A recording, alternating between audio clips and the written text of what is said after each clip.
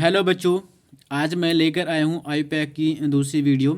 पहली वीडियो में आपने बहुत अच्छा रिस्पॉन्स दिया था, जिसमें मैंने आपको बताया था कि अगर आपको कोई कंपाउंड दिया जाता है तो उसकी नेमिंग कैसे करते हैं। मैं फिर दोबारा बताने वाला हूँ स्टार्टिंग से। इसमें सबसे पहले अगर आपको कोई कंपाउंड दिया जाता है तो आप सबसे पहले उसमें लॉन्गेस्ट चेन चूज़ करना है। मतलब वो ऐसे कार्बन चेन चूज़ करना है जिसमें सबसे ज़्यादा कार्बन एटम होते हैं। ये हमारा पहला रूल रहेगा। सही। जैसे मैं आपको ये एग्ज़ाम्पल दिखा रहा हूँ। ये कोई कंपाउंड है, सही है, और इसमें आपको चूज़ करना है जो सबसे ज़्यादा कार्बन एटम है। 1 2 3 4 5 6। अगर मैं स्ट्रेट लाइन चूज़ करता हूँ तो इसमें 6 कार्बन एटम है। 1 2 3 4 5 6 7। और मैं इस तरीके से चूज़ करता हूँ इसको, ये वाली चेन चूज़ करता हूँ इसको, तो इसमें 6 कार्बन एटम है। तो रूल्स के अकॉर्डिंग मैक्सिमम कार्बन एटम इस चेन में है, तो हम इसको कवर कर देंगे, या फिर कह सकते हैं बॉर्डर कर देंगे। और ये जो कार्बन एटम की वाली चेन है, इसको बोला जाता है पेरेंट और या root chain. Longest carbon chain को पेरेंट चेन या फिर रूट चेन बोला जाता है। और इससे बाहर जो जो हमने इसको कवर किया, इस चेन को कवर किया है, इससे बाहर जो कार्बन निकलते हैं उसको बोला जाता है सब्स्टिट्यूएंट। ये 2 कार्बन की सब्स्टिट्यूएंट है, तो ये हमारा इथाइल है। और 1 कार्बन की सब्स्टिट्यूएंट है, तो इसको बोला जाता है मिथाइल। ये या फिर सब्स्टिट्यूएंट को दूसरा नेम होता है ब्रांच।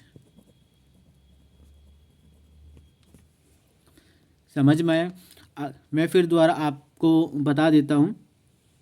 अगर आपको कोई कंपाउंड दिया जाता है और उसकी नेमिंग करते हैं आईपैक के अकॉर्डिंग, तो सबसे पहले आप लॉन्गेस्ट चेन चूज़ करना है। सही है। और ये आप कैसे करोगे, आप उसके कार्बन एटम काउंटिंग कर लेना। जैसे मैं स्ट्रेट लाइन देखता हूँ 1 2 3 4 5 6। इस अगर स्ट्रेट लाइन को हम लेते हैं तो इसमें 6 कार्बन एटम है। ध्यान रखना, मैं कार्बन एटम की बात कर रहा हूँ। सही। और दूसरा है 1 2 3 4 5 6 7। इस कार्बन चैन में है कितना, 7। तो अकॉर्डिंग टू लॉन्गेस्ट चैन, ये वाली कार्बन जिसमें सबसे ज़्यादा कार्बन एटम है, और इस लॉन्गेस्ट चैन को बोला जाता है पेरेंट चैन या फिर रूट चैन। तो इस लॉन्गेस्ट चैन को हमने कवर कर दिया है, फिर कह सकते हैं बॉर्डर में कवर कर दिया। और इससे बाहर जो भी कार्बन एटम मिलता है, सही है, मैं कार्बन एटम की बात कर रहा हूँ। अगर कोई हाइड्रोजन निकलता है तो वो नहीं रहेगा कार्बन एटम। ये कार्बन एटम है, सही है। एक कार्बन एटम को और 2 कार्बन एटम, सही है, ये हमारे सब्स्टिट्यूएंट या फिर बोल सकते हैं ब्रांच है। सही है। इसी रूल्स में लॉन्गेस्ट चेन में और भी हैं हमारे पॉइंट है। अब आप सोच रहे होंगे कि हमारी जो लॉन्गेस्ट चेन क्या स्ट्रेट लाइन हो सकती है? नहीं, वो स्ट्रेट भी हो सकती है और जिगजैग भी हो सकती है। तो यही सेकंड पॉइंट है, the longest chain of carbon atom may और may not be straight. Straight हो भी सकती है या नहीं भी हो सकती है। जैसे मैं ऊपर वाले एग्जाम्पल को देखता हूँ, ये एक स्ट्रेट लाइन है। 1 2 3 4 5 6 कार्बन एटम की एक स्ट्रेट लाइन है, लेकिन लॉन्गेस्ट है। और दूसरे वाला देखते हैं 1 2 3 4 5 6 7। 1 2 3 4 5 6 7। 1 2 3 4 5 6 7, दोनों 7 हो रहे हैं। तो आप ये भी ले सकते हो और ये भी ले सकते हो। जरूरी नहीं कि स्ट्रेट लाइन हो, वो जिगजैग भी हो सकती है। लॉन्गेस्ट चैन में थर्ड पॉइंट आता है आपका, if parent chain have more than one longest chain. अगर किसी कंपाउंड में एक से ज़्यादा लॉन्गेस्ट चैन हो, सही, एक से ज़्यादा का मतलब है अगर हम हर तरीके से उसकी काउंटिंग करते कार्बन एटम की, और दोनों हर तरीके से इक्वल कार्बन एटम निकलते हैं, तो एक से ज़्यादा लॉन्गेस्ट चैन हो गई है। और उसमें बहुत सारे ये मान के चलो एक से ज़्यादा सब्स्टिट्यूएंट या ब्रांच होती है, तो हम उसकी नेमिंग कैसे करते हैं वो देखते हैं।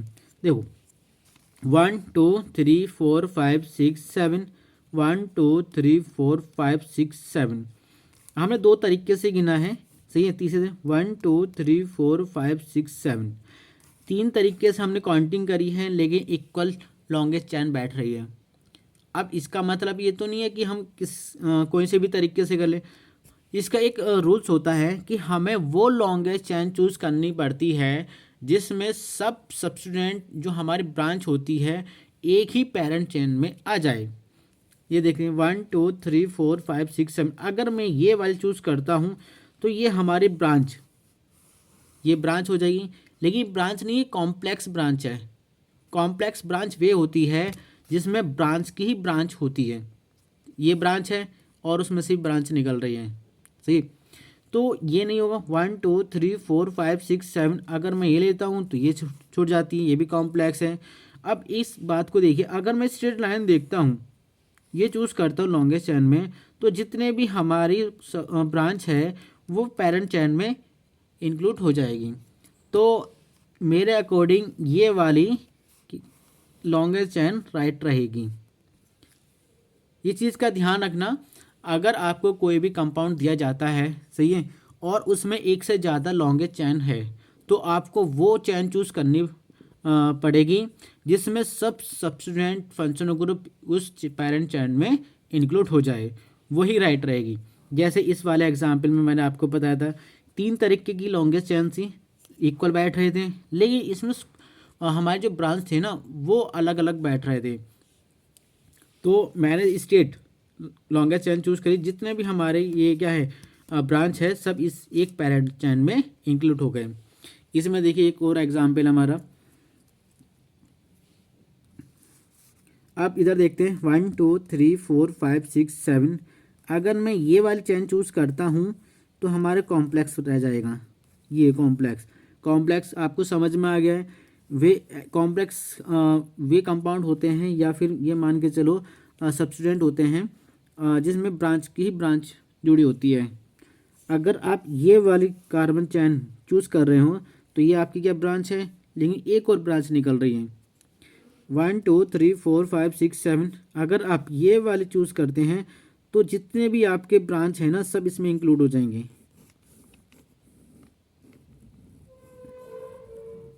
ये लीजिए, देख लीजिए 1 2 3 4 5 6 7, ये वाली ब्रांच इसमें इंक्लूड है, ये इसमें है, ये इसमें है, ये इसमें, सब जितने भी ब्रांच है हमारे सब्स्टिट्यूएंट है इसमें इंक्लूड हो चुकी है।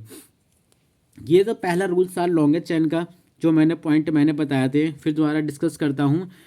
अगर आपको कोई कंपाउंड दिया जाता है तो सबसे पहले आपको क्या करना है, लॉन्गेस्ट कार्बन चैन चूज़ करनी है, सी है, और उसको कवर करना है। कवर करने के बाद जितने भी कार्बन आपको उस कवर लाइन से बाहर दिखाई देते हैं वे हमारे सब्स्टिट्यूएंट और ब्रांच होती है। दूसरा पॉइंट आता है, जो हमारी लॉन्गेस्ट कार्बन चैन होती है वो स्ट्रेट भी हो सकती है और स्ट्रेट भी नहीं हो सकती है, जिगजैग दोनों तरीके से हो सकती है। तीसरा पॉइंट आता है, जब एक मॉलिक्यूल में एक से ज़्यादा हमारी लॉन्गेस्ट कार्बन चैन रहती है तो उसकी नेमिंग हम उसी हिसाब से करते हैं जिसमें जितने भी ब्रांच हमारे होते हैं वो पेरेंट चैन में आ जाए, सही है। इस चीज़ का ध्यान रखना। ये 2 एग्जाम्पल मैंने बताया था, ये पहला पॉइंट क्लियर होता है लॉन्गेस्ट चैन। फिर दूसरा पॉइंट आता है हमारा पोजीशन ऑफ सब्स्टिट्यूएंट। अब जब हम इसकी किसी भी कंपाउंड की नेमिंग करते हैं तो उस पोजीशन जरूर देखते हैं।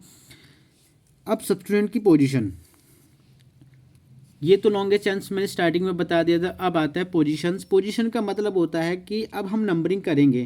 पहले हमने चूज़ किया था लॉन्गेस्ट चैन, फिर उसके बाद करते हैं हम नंबरिंग वहाँ से की जाती है जहाँ से हमारा सब्स्टिट्यूएंट पास पड़ता है। तो ये बताता है पोजीशन ऑफ सब्स्टिट्यूएंट।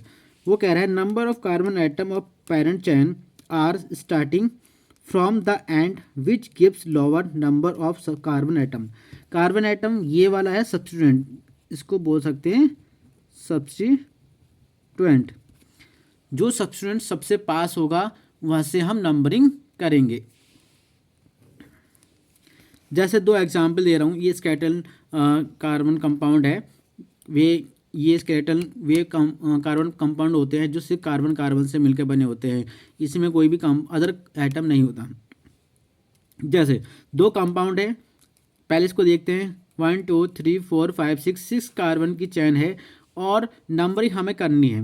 पहले हमने लॉन्गेस्ट चेन चूज़ कर ली, ये वाली है। अब हमें नेमिंग के लिए नंबरिंग करनी जरूरी है, तो हम नंबरिंग यहाँ से करते हैं और हमारा सब्स्टिट्यूएंट 5 कार्बन आइटम पे पड़ रहा है, तो ये हमारी नंबरिंग रॉन्ग है। फिर हम दूसरे तरीके से करते हैं। मैंने ये बताया था हमें नंबरिंग वहाँ से करनी है जहाँ से हमारा सब्स्टिट्यूएंट पास पड़ता है। अगर हम यहाँ से करेंगे तो ये 5 पर पड़ रहा है, अगर हम इस कार्बन से करेंगे 1 2, यहाँ 2 से पड़ रहा है, तो इसका मतलब ये वाला हमारी नंबरिंग सही है। ये क्लियर हुआ। फिर आगे चलते हैं। जैसे और फिर आता है lowest set of locant. Lowest set का मतलब होता है जब एक ही मॉलिक्यूल के अंदर एक से ज़्यादा ब्रांच होती है और कुछ ब्रांच इक्वल नंबरिंग पर होती है। इक्वल नंबरिंग का मतलब है इक्वल नंबर पर होती है, कार्बन नंबर पर होती है, तो हम उसकी नेमिंग कैसे करते हैं? Lowest set of locant. अब इसमें जो वर्ड आ रहा है लोकेंट का मतलब होता है position of substituent. Position of substituent और साइड चेन कॉल्ड लोकेंट, मतलब किस पोजीशन पर हमारा सब्स्टिट्यूएंट लगा है, जुड़ा है, उसको लोकेंट बोलते हैं। लोवेस्ट में सबसे पास वाला। जैसे ये हमारा एग्जाम्पल है, कोई मॉलिक्यूल है और हमें इसकी नंबरिंग करनी है। अब नंबरिंग दो एंड से हो सकती है, या इधर से करेंगे या फिर इधर से करेंगे। 1 2 2 पोजीशन हमारा मिथाइल है, 1 2 2 पोजीशन पर हमारा मिथाइल है। आप सोचोगे कहीं से भी कर दो, नहीं, ये रॉन्ग होगा। जब दो ब्रांच इक्वल नंबर पर हो और सेम हो, तो हम अगले वाली ब्रांच को देखते हैं कि अगले वाले ब्रांच हमारी कितना पास पड़ रहा है। जैसे अगर हम नंबरिंग यहाँ से देखते हैं 1 2 3 4, तो ये तो दोनों इक्वल पर है, लेकिन दूसरी वाली ब्रांच हमारे 4 पे बैठ रही है।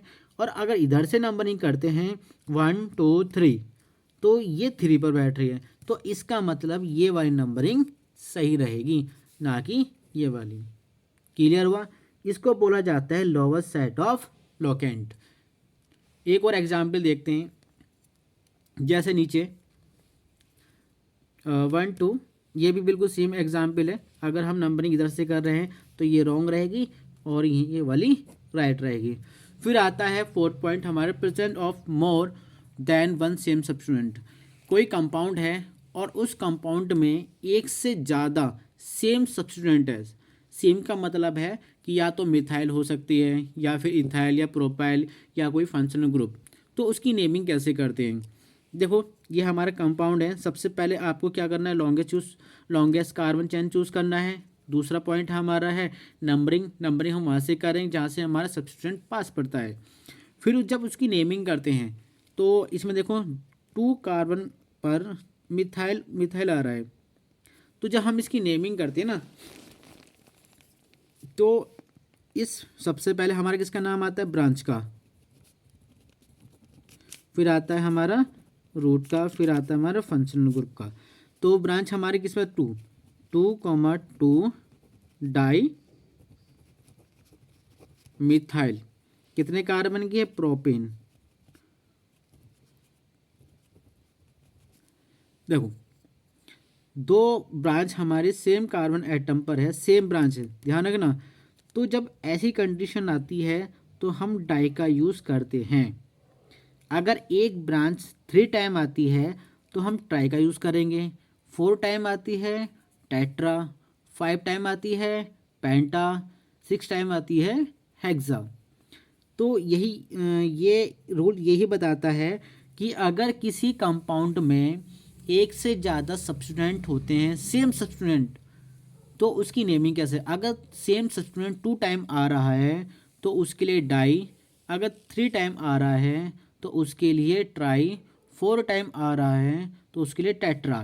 ठीक, सबसे पहले हमारी नेमिंग जो होती है ब्रांच की होती है, सही है, फिर होती है रूट की, फिर होती है फंक्शनल ग्रुप की। तो ये 2 जो आ रहा है मतलब दोनों ब्रांच की लोकेशन बता रहा है। दोनों ब्रांच किस पर है? 2 पर है।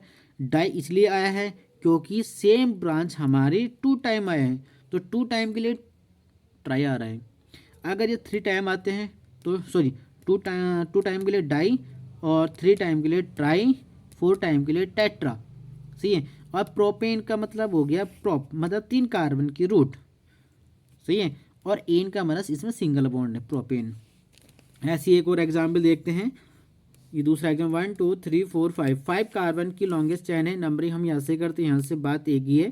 सही है, सेम ध्यान रखना, सेम बैठ रहे हैं अभी। सही है, तो जब इसकी नेमिंग करते हैं सबसे पहले ब्रांच की देख लेते हैं। ब्रांच एक ये है हमारा और एक ये है, दो ब्रांच है।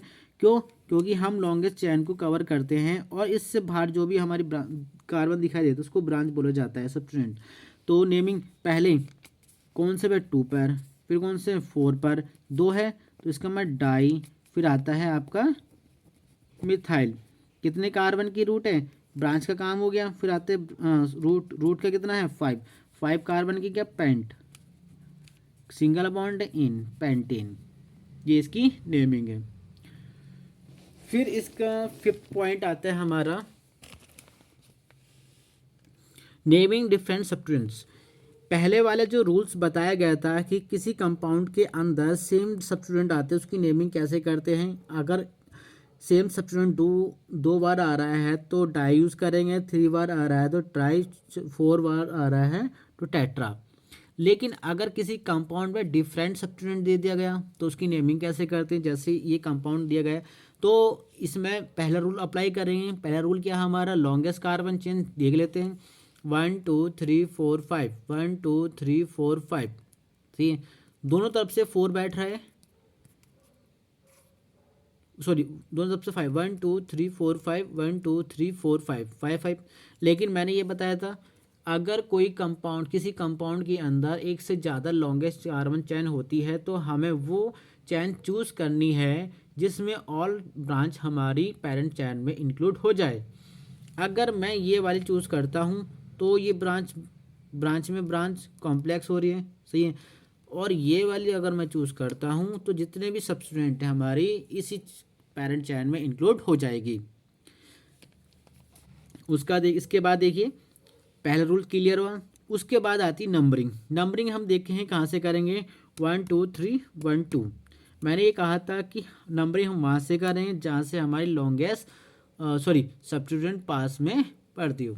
तो 1 2 3 4 5, ये हमारे 5 है। सबसे पहले किसका नाम लिखा जाता है, ब्रांच का। किसका लिखा जाता है, ब्रांच का। ब्रांच हमारी इसमें कौन कौन सी है, एक से ज़्यादा है। कौन कौन सी है, मिथाइल, मिथाइल और इथाइल। तो मिथाइल है और एक हमारी इथाइल है।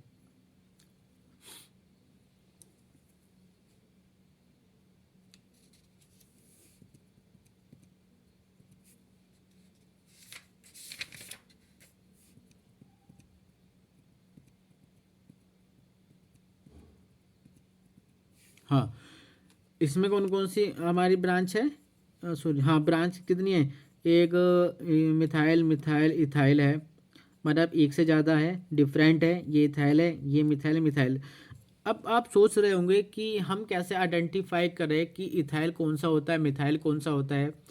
तो इसका एक रूल है, सबसे पहले आपको लॉन्गेस्ट कार्बन चैन चूज़ करनी है, फिर उसके बाद उसको कवर करना है। कवर करने के बाद आपको क्या करना है, जितने भी कार्बन दिखाई दे, जैसे एक कार्बन की चैन है तो एक कार्बन की चैन को बोला जाता है मिथाइल।